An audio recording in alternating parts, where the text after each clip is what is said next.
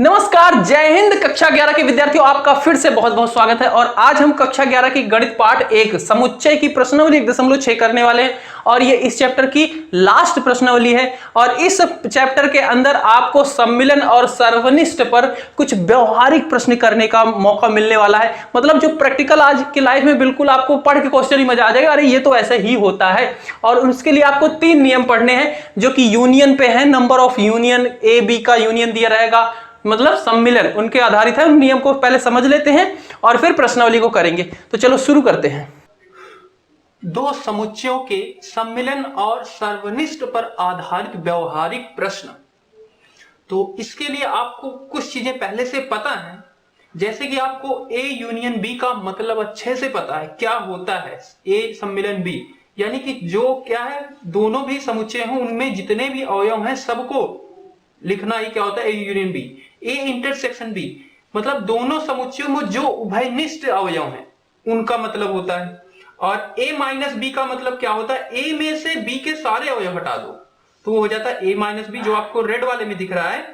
और B minus ए क्या होता है, बी में से ए वाले सारे अवयव हटा दो, ये होता है बी माइनस ए। आपको ये डायग्राम अच्छे से समझ में आ रहा होगा। ये कलर जो किया गया है रेड वाले से वो रिप्रेजेंट करा A union B, A intersection B.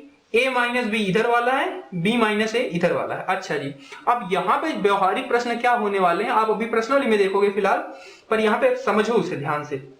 अगर किसी भी समुच्चय के पहले n लिखा गया है तो उसका क्या मतलब है, समुच्चय ए में अवयवों की संख्या, कि इस समुच्चय में कितने अवयव हैं। जैसे एक उदाहरण के लिए लो, ए दिया गया आपका A B C D E, ठीक है। तो इसमें कितने अवयव हैं, 1 2 3 4 5 सदस्य हैं, अवयव हैं, वस्तु हैं, जो भी कहना है। तो इसे एन ए बराबर क्या होगा, 5 होगा। समझ गए बात। अच्छा जी, अब यहाँ पे इसके 3 रूल हैं जिन्हें आपको याद करना पड़ेगा, पर आप इसे यहाँ पे समझ लो, बहुत ही आसान है। मैंने उदाहरण के लिए एक ले रखा है समुच्चय 1 2 3, दूसरा ले रखा है 2 3 4 बी, ठीक है। तो एन ए यूनियन बी क्या होगा, एन ए यूनियन बी मतलब यही वाले में इसमें कितने अवयव हैं, जो रंगा हुआ रीजन है इसमें कितने अवयव हैं। तो इसका फॉर्मूला होता है N A plus N B minus N A intersection B.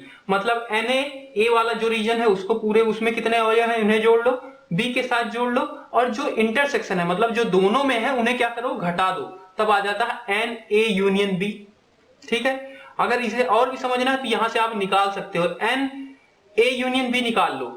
A union B निकालोगे तो इसमें देखो जो अवयव ए में हो या बी में हो, ठीक है।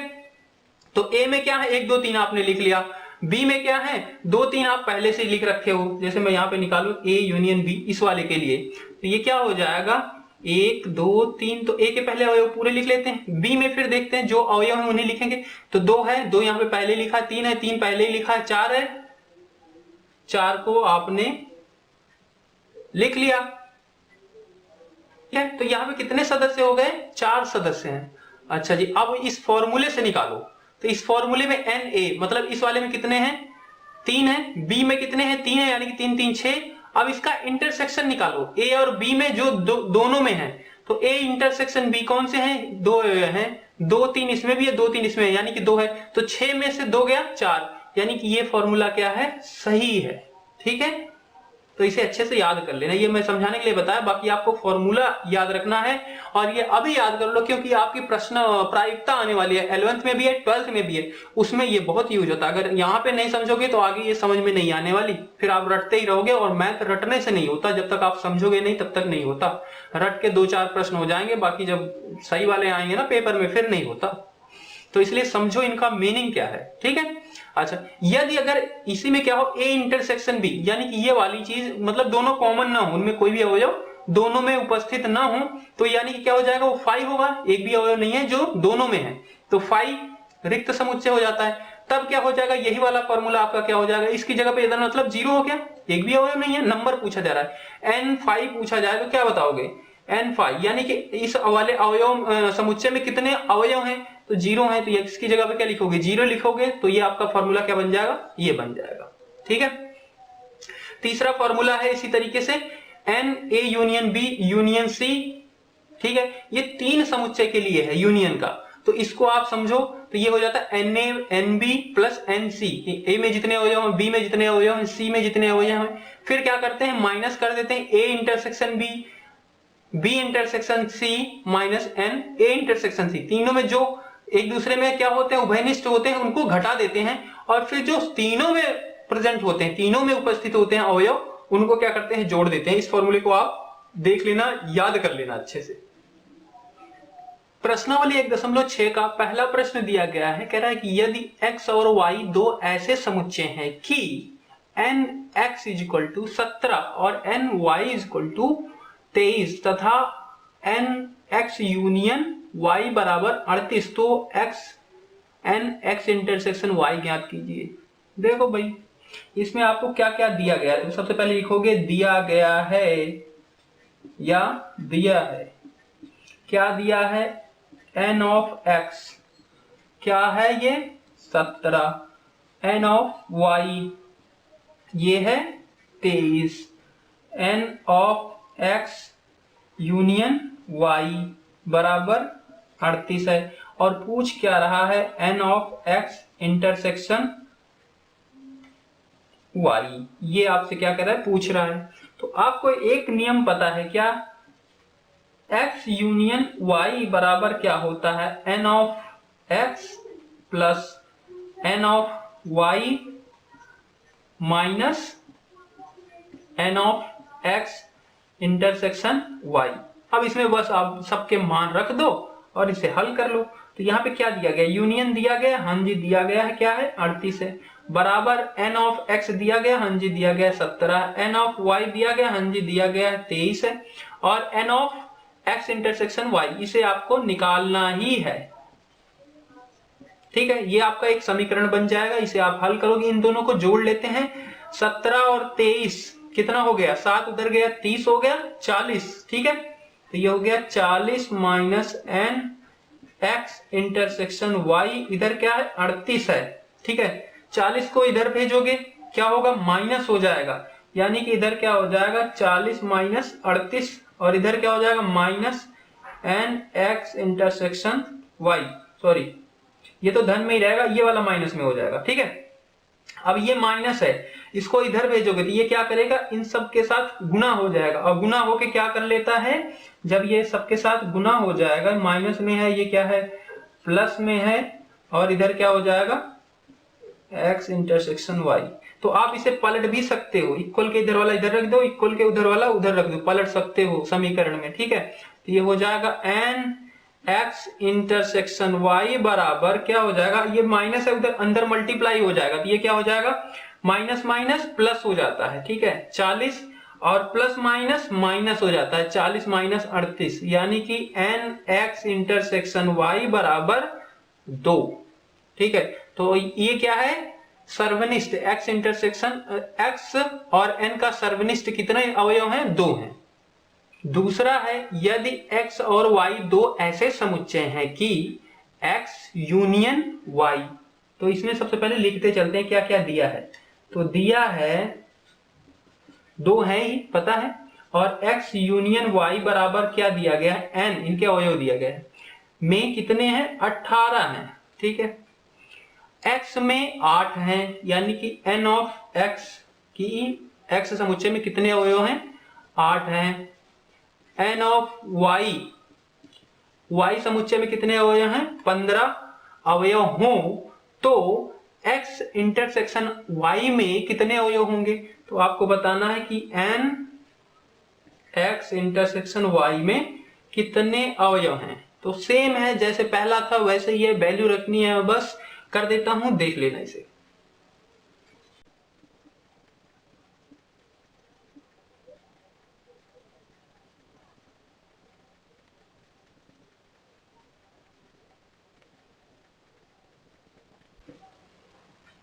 ठीक है, तो n x इंटरसेक्शन y बराबर कितना हो जाएगा, 10 हो जाएगा।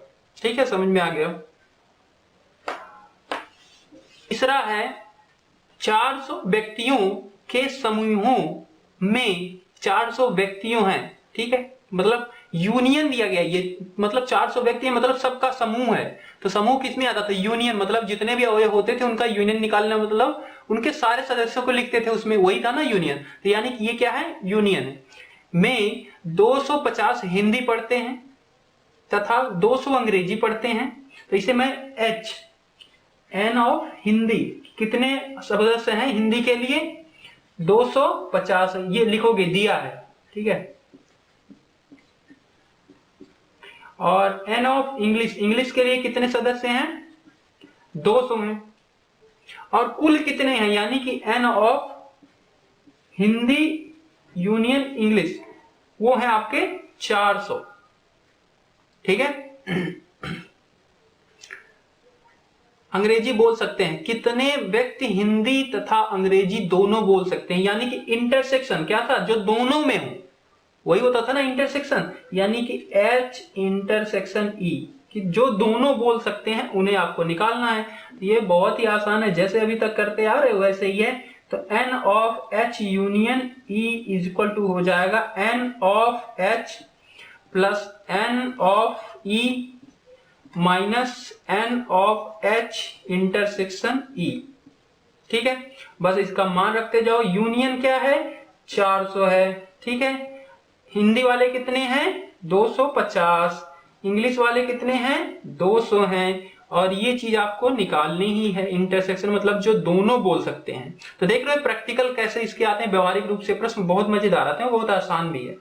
तो ये दोनों आप जोड़ लोगे, कितना हो जाएगा? ये 450, और इधर कितना है? 400, और इधर क्या है? Minus H N intersection E, ठीक है। तो इसको इधर लाते हैं, इस चीज को इधर लाते हैं, तो इधर आके क्या हो जाएगा? ये पॉजिटिव हो जाएगा, धनात्मक हो जाएगा, और इसको इधर ही रहने देते हैं। और ये क्या था? इधर प्लस में था, उधर जाके क्या हो जाएगा? माइनस में हो जाएगा, यानी कि 450 माइनस 400।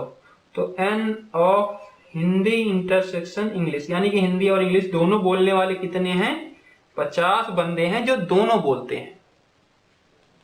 चौथा दिया गया है, यदि S और T दो ऐसे समुच्चय हैं कि S में, तो इसमें सबसे पहले वही दिया गया है, क्या क्या दिया है लिख लेते हैं। दिया है कि नंबर ऑफ S कोई समुच्चय है, उसमें कितने सदस्य हैं? वो क्या है? में 21 है। N ऑफ T में 32, और S इंटरसेक्शन T में 11।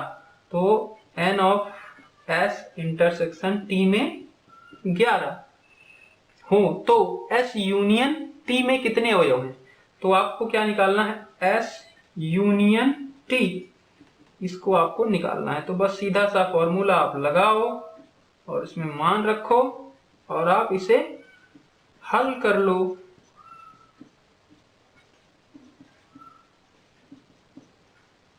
तो N में कितने हैं? S में 21, T में 32, दोनों में 11, दोनों को जोड़ोगे ये 3, 3 2 5 माइनस 11, यहाँ पे हो जाएगा 2, यहाँ पे हो जाएगा 4, यानी कि कुल कितने हैं?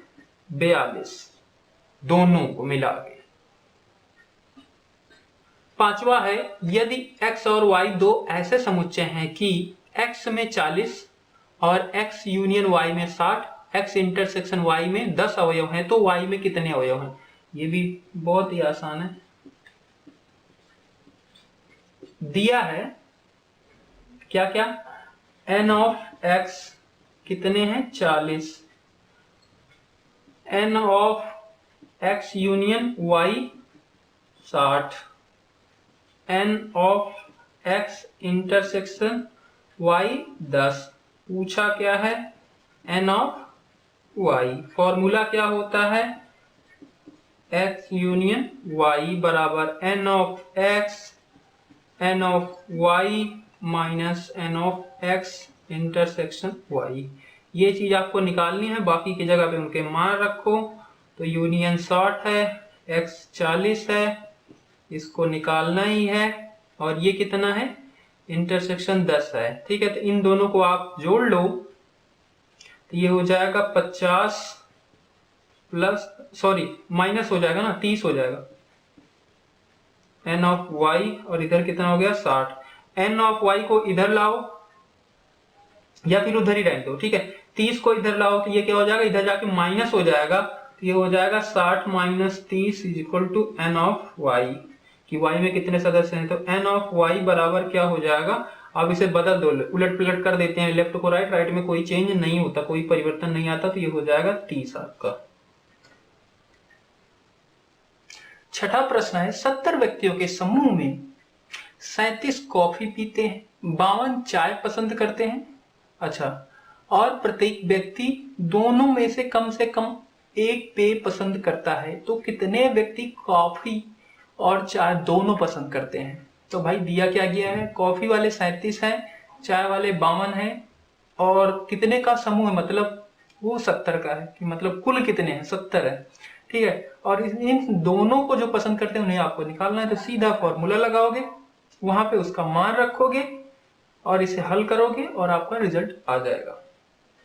सातवां है, 65 व्यक्तियों के समूह में 40 व्यक्ति क्रिकेट और 10 व्यक्ति क्रिकेट तथा टेनिस दोनों को पसंद करते हैं, तो कितने व्यक्ति केवल टेनिस को पसंद करते हैं और करते हैं किंतु क्रिकेट को नहीं, कितने व्यक्ति टेनिस को पसंद करते हैं। तो व्यक्तियों का समूह कितने का है, यानी कि दिया क्या क्या गया है, सबसे पहले उसे लिखते हैं। दिया है एक टेनिस, क्रिकेट और टेनिस, इसका यूनियन वो कितने का है, 65 का, यानी कुल कितने सदस्य हैं, 65 हैं, जिसमें से क्रिकेट वाले हैं 40, क्रिकेट और टेनिस दोनों को पसंद करते हैं, वो कितने हैं, 10 हैं। तो कितने व्यक्ति टेनिस को पसंद करते हैं किंतु क्रिकेट को नहीं करते, ठीक है। तो ये चीज दी गई है, आप यहां से पहले निकाल लो कि टेनिस को कितने पसंद करते हैं, ये भी पूछा गया है। तो यहां से आपका फॉर्मूला एक बनता है कि N C union T is equal to N C plus N T minus C intersection T. यहाँ पे यूनियन की जो मान है उसे रखो, क्रिकेट के कितने है उसे रखो, टेनिस के निकालने ही है, माइनस इंटरसेक्शन दोनों जो पसंद करते हैं 10, इसे हल करोगे, यहाँ पे हो गया ये 30, ये हो गया टेनिस और इधर हो गया 65, यानी कि टेनिस को कितने व्यक्ति पसंद करते हैं, ये 30 क्या हो जाएगा माइनस, यानी कि 35। तो ये तो हो गए टेनिस को पसंद करने वाले कुल, ठीक है, कुल कितने टेनिस को पसंद करते हैं। पर आपको बताना है कि जो टेनिस को पसंद करते हैं बट क्रिकेट को नहीं पसंद करते, तो भाई टेनिस के कुल इतने हैं, यानी इसी में वो व्यक्ति भी हैं जो क्रिकेट को भी पसंद करते हैं, तो वो चीज माइनस करो जो दोनों पसंद करते हैं, यानी कि क्रिकेट और टेनिस दोनों को पसंद करते हैं, वो चीज आपको पता है, पहले से ही लिख ही रखा है, कौन से हैं, 10 है, यानी कि इसमें से क्या कर दो, आपको अगर निकालने हैं जो मात्र टेनिस को पसंद करते हैं, क्रिकेट को नहीं करते, तो उसके लिए क्या करोगे, एन टी में से माइनस कर दोगे क्या, जो दोनों को पसंद करते हैं, तो ये हो जाएगा 35 में से क्या माइनस कर दोगे 10, यानी कि 25 जो है वो मात्र टेनिस को पसंद करते हैं, क्रिकेट को नहीं करते, ये वाले होंगे मात्र टेनिस वाले, ठीक है। एक कमेटी में 50 व्यक्ति फ्रेंच, 20 व्यक्ति स्पेनिश और 10 व्यक्ति स्पेनिश और फ्रेंच दोनों ही भाषाओं को बोल सकते हैं, कितने व्यक्ति इन दोनों ही भाषाओं में से कम एक भाषा बोल सकते हैं। यानी कि यहाँ पे क्या निकालना है आपको, क्या क्या दिया गया है, सबसे मैं मान लेता हूं जो जो दिया गया है उसे लिखते हैं, ठीक है।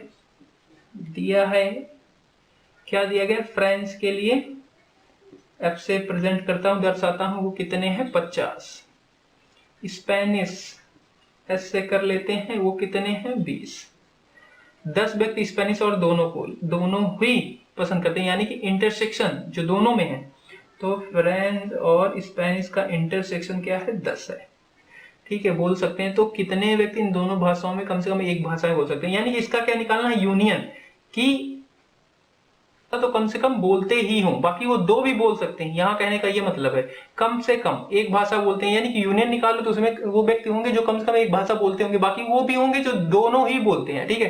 तो यही चीज है, तो आप यहाँ पे बस इसका यूनियन निकाल लोगे और कुछ नहीं। तो इसका फॉर्मूला आपको पता ही है,